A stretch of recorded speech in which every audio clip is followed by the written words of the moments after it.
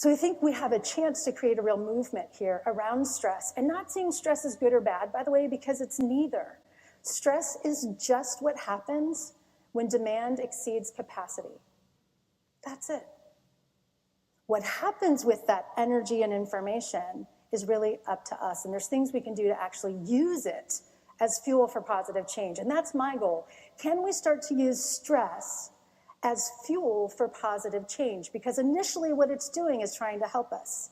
It only hurts us when it goes on for too long, when it's too intense, or we don't have enough resources. So what I'd like to pose is that perhaps looking into stress, being curious about stress, can shift the way that it affects us. And I want to talk about some ways to actually do that. So if we're going to do that, we're going to change the paradigm. First thing we need to understand is, what is the paradigm? How does stress work? And because I don't have a lot of time with you all, and I'm not going to stress about that, I'm going to make this very, very simple. Your brain is the lens through which you see your life's experiences. And I'm sure that doesn't really surprise you, but we don't pay enough attention to how we're treating our brain, how we're training our brains. We have this whole movement happening now around brain health and fitness. In fact, I've been teaching this now for 13 years and just now getting a chance to do deeper dives in research and promotion, and it's incredible and it's exciting. Unfortunately, I think it's happening because we're falling apart faster and faster. Companies used to never, by the way, never invite me to speak about stress.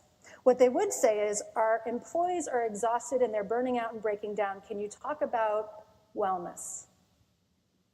This has been the first year where they've actually said, can you talk about stress? Why? Because everyone is struggling with it, and we can't keep sweeping it away. So here's the brain, and the brain is organized into a very specific hierarchy. You process energy and information in this hierarchy, and it's really important to understand that, because as I'm sure you already know, you're hardwired for survival. So you have 5 times more fear-based circuits in the brain than reward-based circuits. You pay about 80% more attention to negative than positive. I actually used to work for Disney World, and I happen to know that out of the 7 dwarfs, only one of them is happy. I also study the impact of humor on the brain, so I'm really glad you all laughed at that. Not only is it good for you, but it's really good for me.